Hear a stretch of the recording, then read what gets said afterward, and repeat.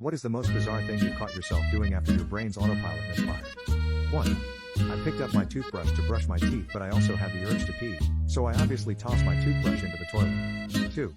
I took the metro home then realized I drove to work. That was a long night.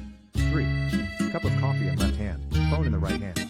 Go to my room, take a sip of my phone and throw coffee on the bed.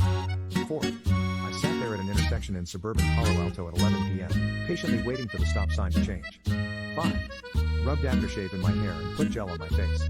The worst part was that after I put the aftershave in my hair, I laughed at myself and thought, what was all that about? And then added the hair gel to my skin. 6. Was jogging late at night. A guy reached out his hand in front of me